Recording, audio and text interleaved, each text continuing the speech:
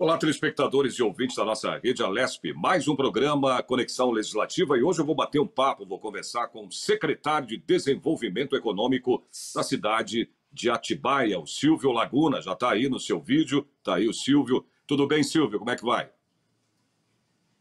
Tudo bem, como estão? É um prazer falar contigo. E revê-lo, faz muito Igualmente. tempo que eu Bom, não te...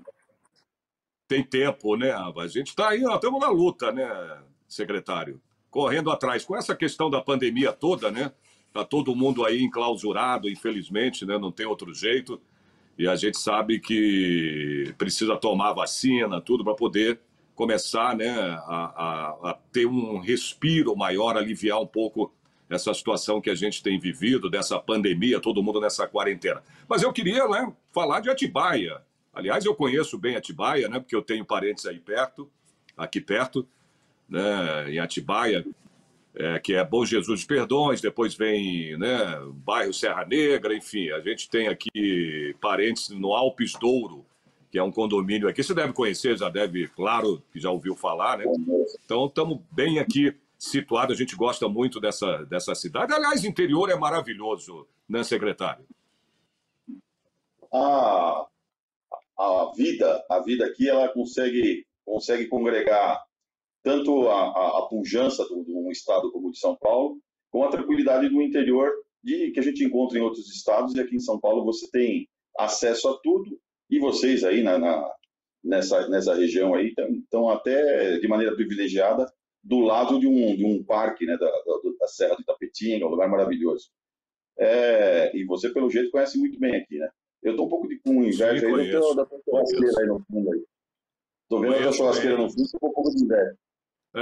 Da churrasqueira no fundo. Não, mas não tenha dúvidas. Mas é um lugar maravilhoso. É o que eu falo. Toda vez que eu entrevisto algum secretário, principalmente dessa região, né, e do interior, né, no geral, a gente fala, cara, é a coisa melhor que tem. Você tem qualidade de vida, né, secretário? Você respira melhor. A cidade grande, como São Paulo, com 12 milhões praticamente aí de habitantes, 8 milhões de automóveis. É brincadeira, né? O que você faz? As pessoas têm saído, né, da cidade grande para o interior, migrado aí. Aliás, eu queria até saber disso da a tua Secretaria de Desenvolvimento Econômico, né?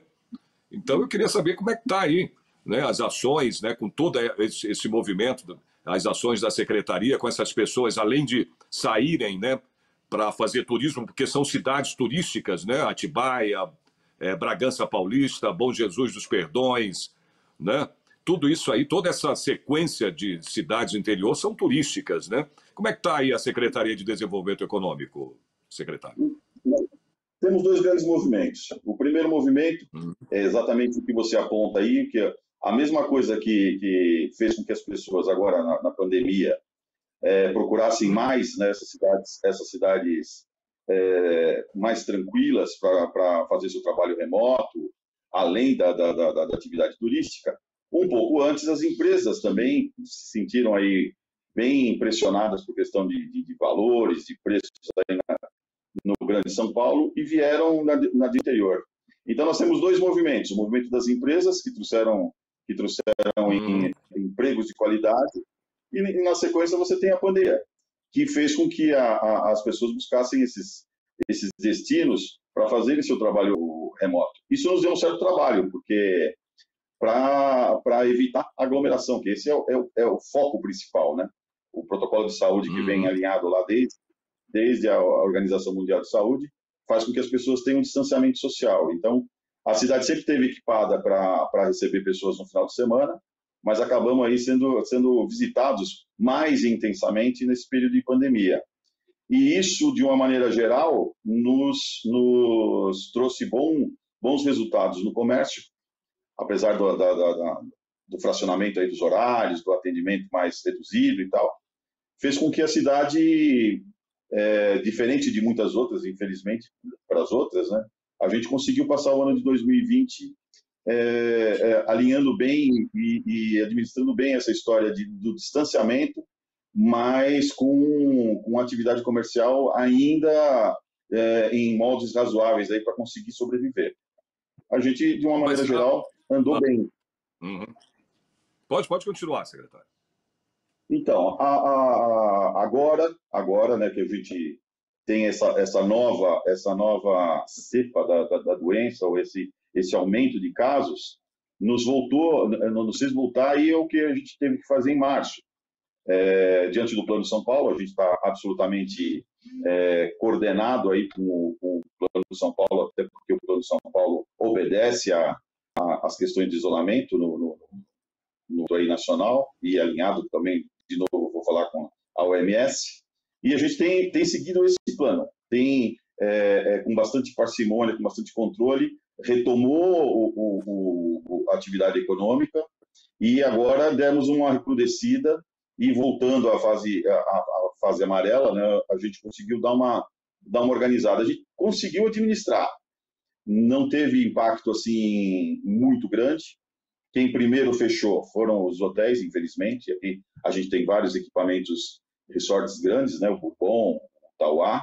Eles foram os primeiros a fechar, mas hoje, sem eventos, né? sem grandes convenções, eles voltaram a funcionar, pelo menos com o turismo daí da pessoa física, né? Não da pessoa jurídica. Eu uso o exemplo dos hotéis como um exemplo de quem primeiro teve problema e agora está começando a se recuperar, mas a nossa cidade ela é muito diversificada aí do ponto de vista da matriz econômica. Então, a gente tem a tradição da agricultura, a gente tem um turismo forte, como você bem disse, você conhece bem aqui a região, a gente tem uma instância, né? Uma instância turística, e a gente tem indústria de ponta, que, como eu disse no começo, vieram de São Paulo, vieram de outros lugares, até de outros países, e aqui montaram na linha das duas rodovias, desse entroncamento que nós temos, montaram aí as suas plantas aqui na cidade. Então, a gente consegue ter alta tecnologia, convivendo com um turismo com uma série de atrações, e a agricultura, que é o que destaca a cidade aí, como cidade das flores e dos morangos, e várias outras frutas, né? A gente sabe que, claro, que isso contribui para o crescimento, né? Empresas, né? Indústrias indo para a cidade, isso gera emprego, né, secretário? Agora, mas também, por um outro lado, né, a gente tem que ver o comportamento da cidade, né? A população, enfim, tudo isso para receber, né, todas essas demandas, enfim. Isso chega a afetar um pouco a cidade, né, no seu desenvolvimento, que eu digo assim, né, porque você tem os moradores, é uma cidade turística, né, as pessoas vão, né, e voltam, tem as pessoas também que saem da cidade grande para morar no interior, né? Como isso afeta a cidade, secretário? Esse é o tema do debate atual aqui da cidade. O debate mais recente, que é um debate que tomou corpo, é exatamente esse ponto que você toca. Nós vamos crescer economicamente, mas e do ponto de vista da população, qual é a infraestrutura que a gente suporta? A gente conseguiu esse binômio de crescimento econômico, aliado a um crescimento demográfico bem menor. A gente cresceu aí nos últimos 10 anos, 10% na população e quintuplicou o PIB. Mas a discussão, que é o que você bem aponta, é o que fazer, ou como controlar um urbanismo, uma ocupação desenfreada que invada, por exemplo, a área rural, que iniba aí essa atividade que faz da cidade um destino turístico, tanto de business travel como de turismo das pessoas físicas, né, de muito tempo. Essa é uma discussão. A gente está no momento da revisão do plano diretor e a gente está evitando o máximo que pode a ampliação da área urbana. Eu não sei se eu respondi bem o que você colocou, porque a tua pergunta é bem complexa, né? Porque trata aí de todo o planejamento urbano, de para onde a gente vai, o que a gente vai crescer, qual é o limite da indústria, até onde vai industrializar uma cidade que é destino turístico, no final das contas, né? E que a gente não tenta evitar. Algumas outras cidades do interior aconteceu exatamente isso. a industrialização exacerbada diminuiu o espaço de convívio. Sem falar ainda em infraestrutura, né? Porque quanto mais gente tiver, mais carro você vai ter, mais infraestrutura viária você precisa ter, e todo o restante, na educação, na saúde. Então, por enquanto o nosso binômio, isso aí é uma coisa muito pessoal minha, né?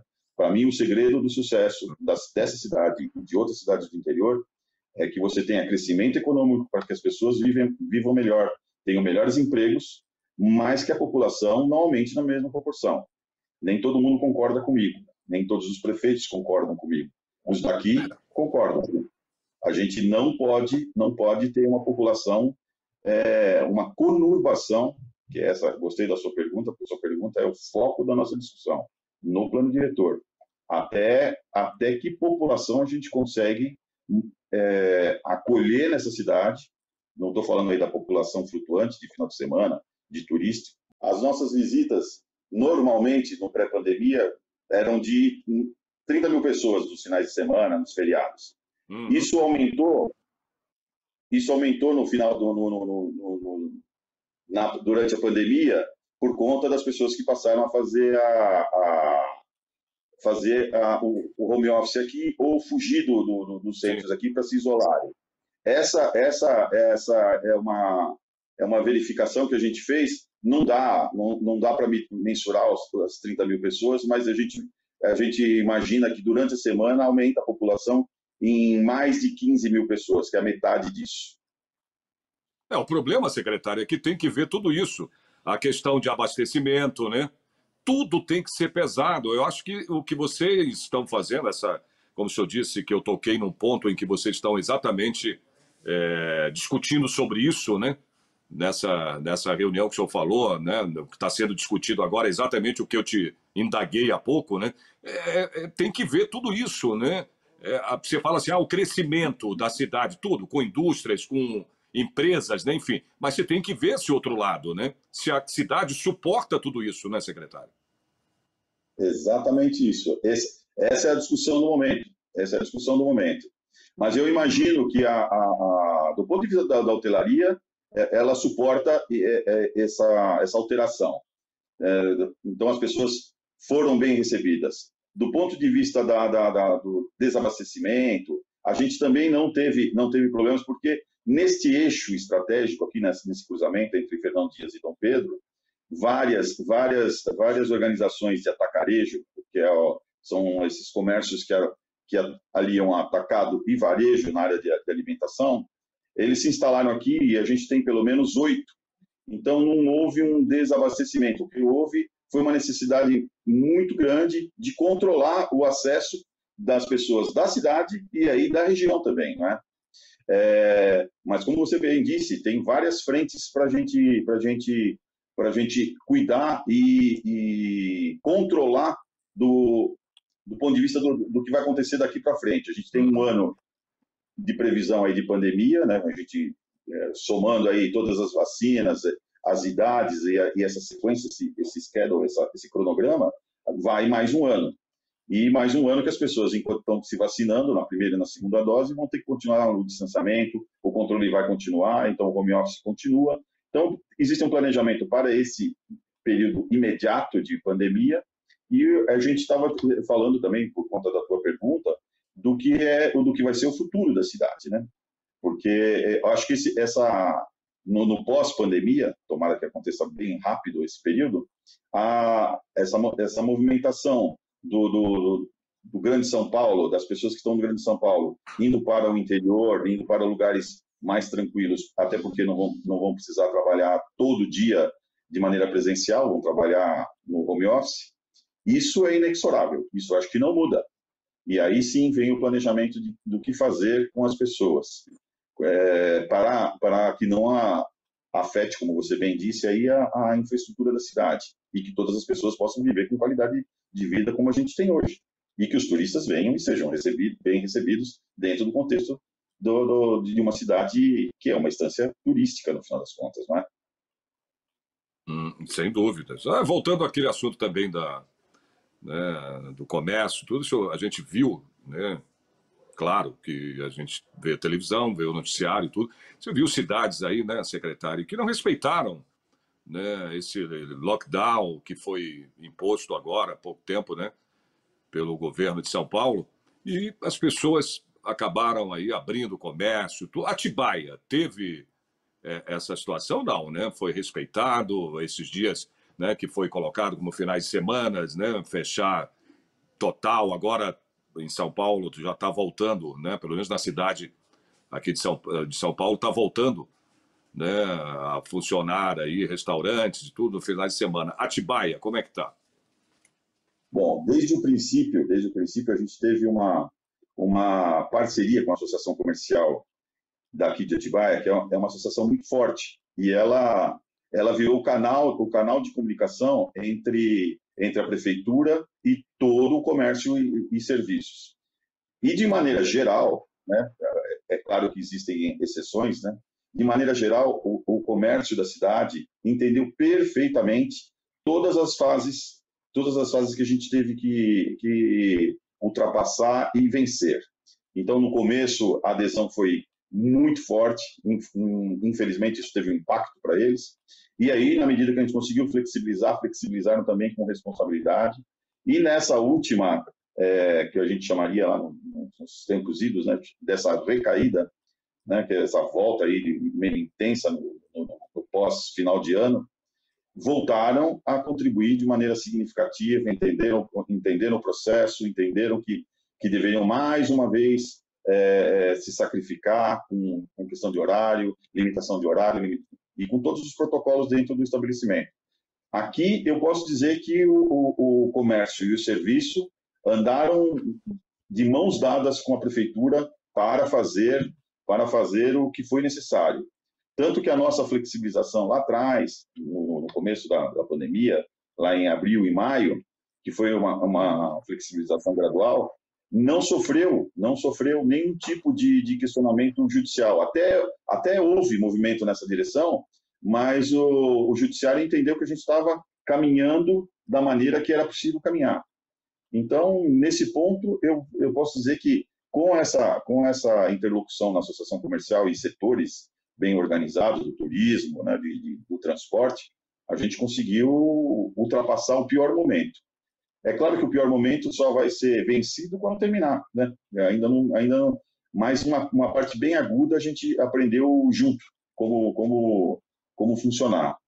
E exceções, bailes, como é uma cidade muito grande, a gente tem 474 quilômetros quadrados de território, então as chácaras mais distantes, aí houve, né, tentativa de um evento ou outro, mas a gente, sabendo, né, por redes sociais, a gente sempre conseguiu, de maneira preventiva, visitar os locais e informar que não seria possível que houvesse lá qualquer tipo de evento que contrariasse aí os protocolos de saúde. Exceção, eu repito, a gente teve problemas, a gente está com uma fiscalização intensa, né, uma fiscalização coordenada pela Secretaria de Desenvolvimento Econômico, mas tem Defesa Civil, tem pessoal da saúde, o pessoal do trânsito, a Guarda Municipal. Então, a gente montou aí uma força-tarefa que é bem interessante dizer que serviu muito mais como orientativo do que punitivo. Foi uma ação orientativa no total. E até agora estamos andando bem, com algumas exceções, eu repito. Claro. Agora, secretário, nesse ano, vamos falar do ano de 2020, né? Claro que foi ruim para todo mundo, né? Em todos os setores aí, no mundo inteiro, né? Não só no Brasil, como no mundo inteiro. Atibaia, nesse ano de 2020, a gente tem aí a festa do morango, né? A cidade do morango, a festa das flores. Se perdeu muito aí em termos de economia nesse ano de 2020 em Atibaia por causa dessa pandemia? Então, a parte dos eventos, de cultura, eventos, algumas atividades esportivas, inclusive, que a gente tem no calendário. A gente começou o ano sendo festejado na avenida, né, na Acadêmicos do Tatuapé, e foi o nosso último evento, praticamente, porque a partir dali, ainda que tenha acontecido lá na capital, nada mais pôde acontecer aqui, né? Então, os hotéis não tiveram mais nenhum evento, a feira, com a festa das flores e morangos, que é a tradicionalíssima aqui da cidade, suspensa. É bem provável que desse ano ela está ainda com uma data indefinida. E falando aí eu não gosto muito de falar de números, né, porque os números normalmente são meio frios, mas a gente tem 45 mil empregos diretos na nossa em comércio e indústria aqui. A gente teve uma perda de mais de 1.500 postos de trabalho no primeiro momento, mas ao longo do ano, em outros setores, a gente foi recuperando e, por incrível que pareça, fechamos com um saldo positivo em 2020. É um ponto fora da curva. A gente pode dizer a mesma coisa do PIB, né? Alguns setores caíram 40%, caíram 50% na indústria, no serviço, no comércio, mas alguns outros compensaram e a gente terminou com o PIB crescendo nesse ano 6% aqui na cidade. Existem outros números que andaram para baixo, óbvio, alguns andaram de lado, e outros na contramão subiram, né? A gente teve, ainda por conta dessa movimentação, a gente teve uma arrecadação de STBI, que é aquele imposto que se paga em inter vivos, numa negociação imobiliária, aumentou 12% na cidade, sinal de que muita gente comprou imóvel na cidade nesse período, com a intenção, obviamente, de, imagino eu, né, numa grande medida, que viesse morar aqui em Atibaia a partir de agora nessa nova situação, aí, no chamado novo normal. Então, alguns números favoreceram a cidade, isso é bom. Muitos tiveram problema, o comércio sofreu de maneira assim, contundente, a hotelaria, né? Só em 2 unidades hoteleiras a gente teve em abril 800 demissões, né? Em 2 unidades. No total chegou... É que no final do ano eles voltaram à atividade e voltaram a recontratar. Então, no balanço final do ano, não foi tão ruim, mas 1.500 em 45 mil, você faz uma ideia de qual é o impacto. A gente não cresce, a gente cresce por ano, em média, 500, 600, entre desempregados e desemprego, gente que sai, gente que entra, 500, 600 empregos. Uhum. Imagina, 1.500 é uma marcha ré de 3 anos. Mas a economia da cidade tem dado sinais de que está segurando a onda. Muita gente fechou, mas eu faço sempre um comparativo com cidades do mesmo tamanho. Esses são os estudos que a gente tem aqui, né, o mesmo tamanho, mesma população. Nessa amostragem, na região e fora dela, a gente sobreviveu de uma maneira melhor. Mas foi ruim para todo mundo, você bem disse, mas aqui, de uma maneira, no total, a gente não perdeu tanto quanto outros perderam.